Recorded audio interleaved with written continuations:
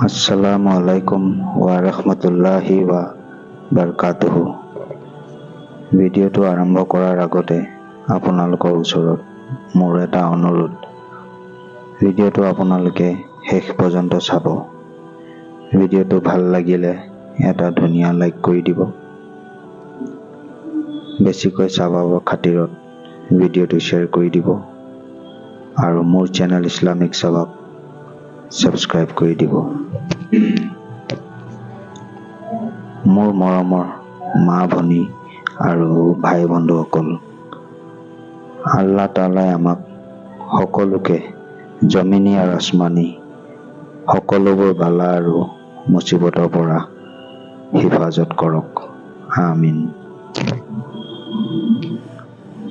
প্ৰশ্ন নম্বৰ 1, শৰীৰৰ সেইটো কোনটো অংশ হয় যিটো গুনাহ কৰিলে বদলি হৈ যায়?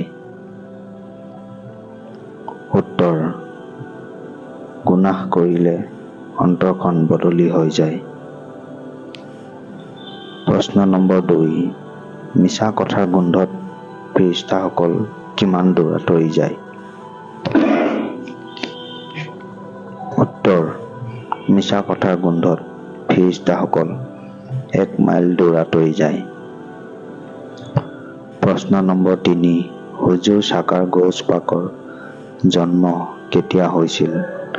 উত্তৰ, হুজুৰ সাকাৰ গৌছ পাকৰ জন্ম ৰমজান মাহত 470 হিজৰীত হৈছিল। প্ৰশ্ন নম্বৰ 4, দুজকিক দুজকত এক দিনত কেইবাৰ জ্বলোৱা হ'ব? উত্তৰ, দুজকিক দুজকত এক দিনত 70,000 বাৰ জ্বলোৱা হ'ব। প্ৰশ্ন নম্বৰ 5, হুজুৰ সাল্লাল্লাহু আলাইহি ৱাছাল্লামৰ ওপৰত জীৱনত কিমান বাৰ দুৰুদ পঢ়া ফৰজ হয়? উত্তৰ, হুজুৰ সাল্লাল্লাহু আলাইহি ৱাছাল্লামৰ ওপৰত জীৱনত এবাৰ দুৰুদ পঢ়া ফৰজ হয়। প্ৰশ্ন নম্বৰ 6, ওখ ঠাইত উঠোতে কি পঢ়িব লাগে? উত্তৰ, ওখ ঠাইত উঠোতে আল্লাহু আকবাৰ পঢ়িব লাগে। প্ৰশ্ন নম্বৰ 7, কোৰআন শৰীফত নামাজৰ বিষয়ে কিমান বাৰ উল্লেখ কৰা হৈছে? উত্তৰ, কোৰআন শৰীফত নামাজৰ বিষয়ে 700 বাৰ উল্লেখ কৰা হৈছে।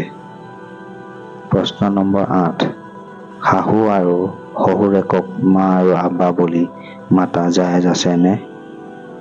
উত্তৰ, শাহু আৰু শহুৰেকক মা আৰু আব্বা বুলি মাতা জায়েজ আছে, কাৰণ তেওঁলোকো নিজৰ মা আৰু আব্বাৰ সমানে হয় আৰু তেওঁলোকৰ সন্মানত এই বুলি মাতাত কোনো বাধা নাই। প্ৰশ্ন নম্বৰ 9, কোনজন পয়গম্বৰে আলহী অবিহনে ভাত নাখায়? উত্তৰ, হযৰত ইব্ৰাহিম আলাইহি ৱাছাল্লামে আলহী অবিহনে ভাত নাখাইছিল। প্ৰশ্ন নম্বৰ 10, কোৰআন শৰীফত কেইটা সিজদা আছে?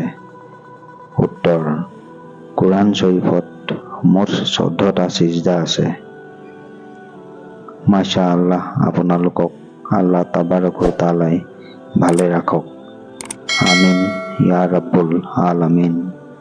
সুবহানাল্লাহ, আলহামদুলিল্লাহ, আল্লাহু আকবাৰ। আল্লাহ হাফিজ।